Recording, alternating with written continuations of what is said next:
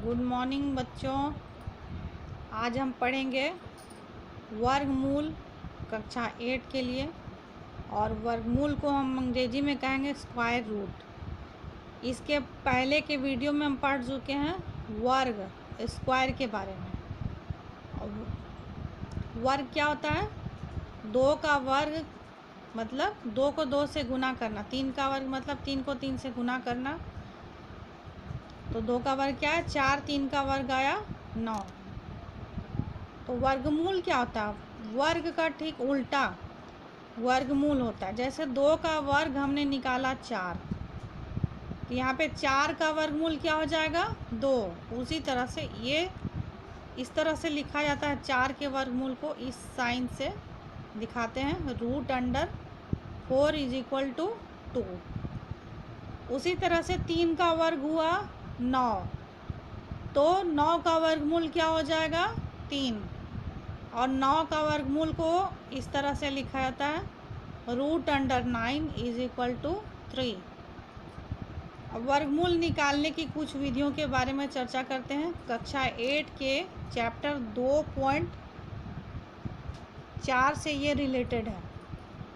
तो पहली विधि है किसी भी संख्या का वर्गमूल निकालने के लिए बार बार घटाने की विधि। तो पर प्रश्न है, बार बार घटाने की विधि से 121 का वर्गमूल निकालना है। तो इसके लिए हम क्या करेंगे? 121 को हम विषम संख्याओं से क्रमशः घटाते हुए चले जाएंगे। जैसे सबसे पहले 121 से घटा 121 से हम 1 घटाएं, कितना? 120। अब जो आया 120 आया। 120 में हम 1 के बाद अगली विषम संख्या को घटाएंगे। 1 के बाद अगली विषम संख्या क्या होगी? 3। तो 120 घटाओ 3, कितना होगा? 117।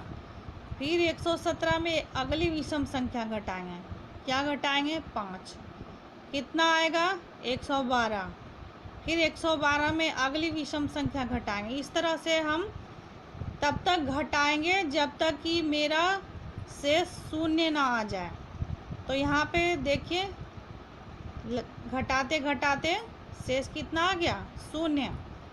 तो यहाँ पे 121 का वर्गमूल वही होगा जितनी बार हमने घटाव किया। यहाँ कितनी बार घटाव किया गया है?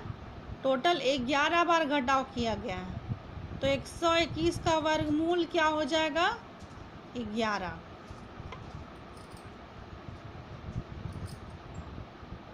अब अगले प्रश्न में अगली विधि से बनाते हैं इसे। अगली विधि क्या है? अभाज्य गुणनखंड विधि। अभाज्य गुणनखंड विधि से 400 का वर्गमूल निकालना है। तो जिस तरह से आप लोग उत्तम में भाग देते थे, उसी तरह से संख्या को भाग देते हुए जाना है। छोटी से छोटी संख्या से भाग देना है। 400 को सबसे पहले हम 2 से भाग देंगे। 2 से भाग चला जाएगा कितना बार? 200 बार। फिर 200 को 2 से भाग देंगे, कितना बार गया? 100 बार। फिर 100 को हम 2 से भाग देंगे, कितना बार गया? 50 बार। फिर 50 को 2 से भाग दे, कितना बार गया? 25 बार। और 25 किससे भाग जाएगा? 5 से 5 बार में। तो यहाँ पे 400 बराबर कितना हो जाएगा? 2 × 2 × 2 × 2 × 5 × 5। इनको मैंने यहाँ पे लिखा है 400 बराबर 2 × 2 × 2 × 5 × 5। तो 400 का वर्गमूल कितना निकल जाएगा? यहाँ पे हमने हर संख्या का जोड़ा लगाया। 2 का एक जोड़ा, फिर यहाँ 2 का एक जोड़ा, और यहाँ 5 का एक जोड़ा। तो ये क्या हो जाएगा? √400 बराबर 2 × 2 × 5। मतलब कि 400 का वर्गमूल कितना हो जाएगा? 20। यहाँ जोड़े से हमने एकक संख्या ले ली है। इस जोड़े से 1 2, इस जोड़े से 1 2, और इस जोड़े से 1 5। सबको गुना करने के बाद कितना आता है? 20। एक एग्जाम्पल हम लोग और देख लेते हैं। 1764 का वर्गमूल निकालना है अभाज्य गुणनखंड विधि से। तो सबसे पहले 2 से भाग दिए, कितना भागफल? 882। फिर 2 से भाग दिए, कितना भागफल आया? 441। फिर 3 से भाग देंगे, कितना भागफल है? 147। फिर 3 से भाग देंगे, उसके बाद भाग नहीं जाएगा, ये 49 भाग 3 से नहीं जा रहा, तो हम अगली जो संख्या होगी जिससे भाग ये जाएगा वो क्या है 7। तो 7 से 7 बार में ये भाग जाएगा। तो यहाँ पर हम 1764 को लिख सकते हैं 2 गुना 2 गुना 3 गुना 3 गुना 7 गुना 7। और यहाँ पे हम हर संख्या का जोड़ा लगाएंगे। 2 गुना 2 का एक जोड़ा, 3 गुना 3 का एक जोड़ा और 7 गुना 7 का एक जोड़ा। अब इसका वर्गमूल बराबर क्या हो जाएगा, हर जोड़े से एक संख्या ले लेंगे। इस जोड़े से 1 2, इस जोड़े से 1 3 और इस जोड़े से 1 7। कितना आया वर्गमूल 1764 का 42। अब अगले प्रश्न में आते हैं।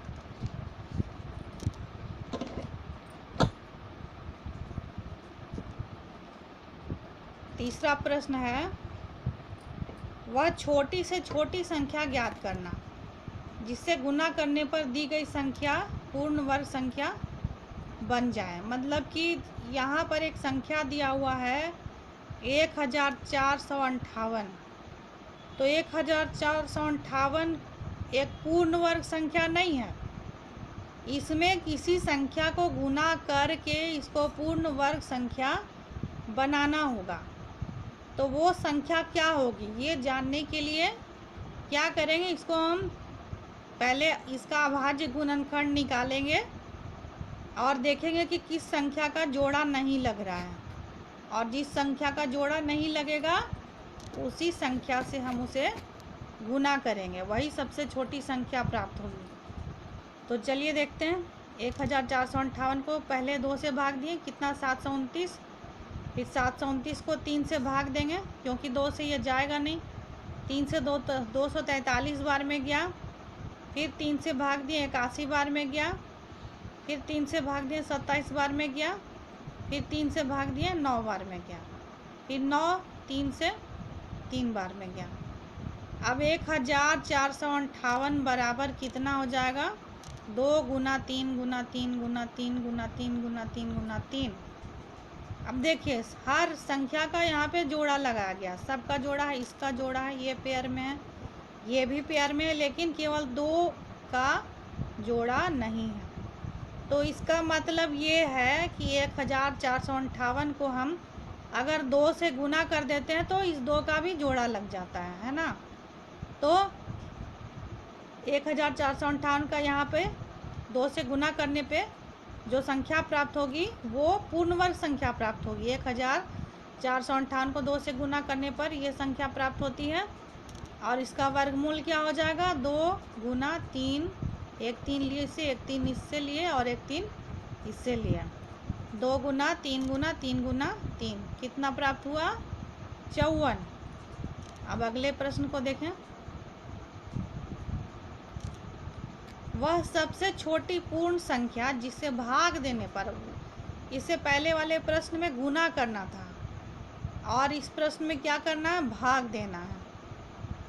जिससे भाग देने पर 2925 एक पूर्ण वर्ग संख्या बन जाए।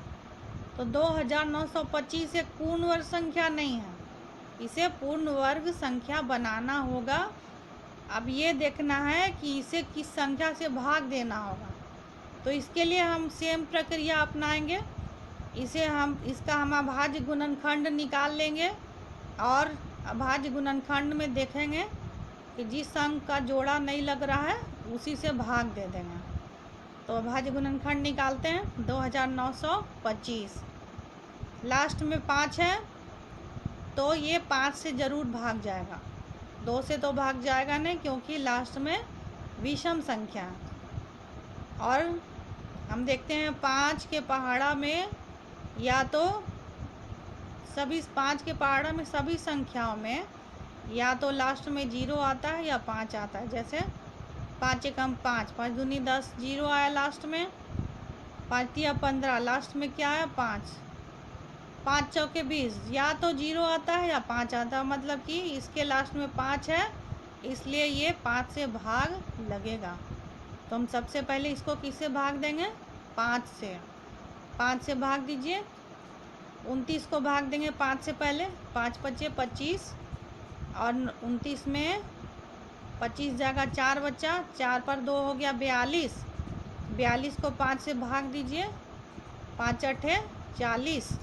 42 में 40 गया, 2 बचा, 5 को भाग दीजिए, 5 से भाग दीजिए 25 को, 5 पचे 25। इसी तरह से भाग देंगे, फिर ये लास्ट में 5 आए, फिर 5 से भाग जाएगा 117। अब 117 देखते हैं, 2 से तो भाग जाएगा नहीं, 3 से देखते हैं भाग दे के कितना बार में गया, 39 बार में, और 39 भी 3 से भाग लग रहा है 13 बार में। 13 एक अभाज्य संख्या है, ये किसी से भी भाग नहीं जाएगा। 2925 का अभाज्य गुणनखंड क्या हो गया, 5 गुना 5 गुना 3 गुना 3 गुना 13। तो यहाँ पे ध्यान से देखिए, 5 का जोड़ा है, 3 का जोड़ा है, लेकिन 13 का जोड़ा नहीं है। मतलब कि अगर ये संख्या यहाँ से हट जाती है तो इसका इस संख्या को भाग देने पर जो संख्या प्राप्त होगी वो एक पूर्ण वर्ग संख्या होगी। तो दोनों तरफ 13 से भाग दे दीजिए। 2925 को 13 से भाग दिया और इधर भी 13 से, 13 13 कट गया, बच गया 5 गुना 5 गुना 3 गुना 3।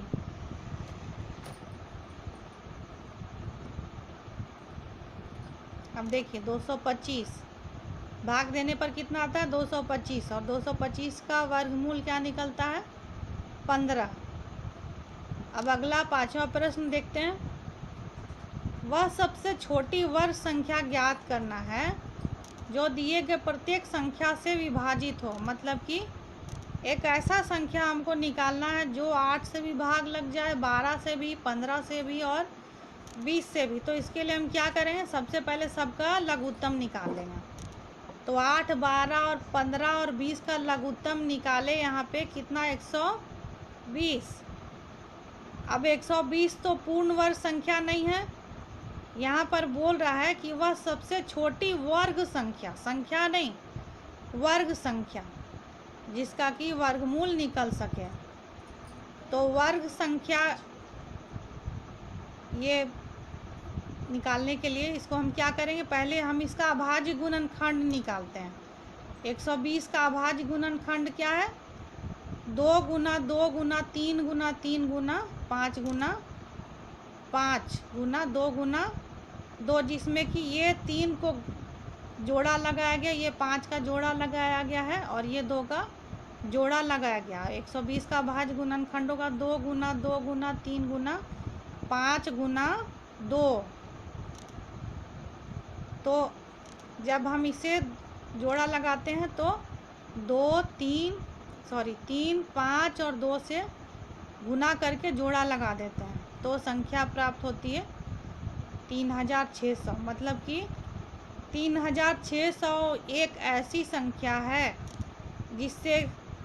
जिसको 8 से भी भाग दे सकते हैं, 12 से भी, 15 से भी और 20 से भी। ये पूर्णतया इन संख्याओं से विभाजित हो जाता है।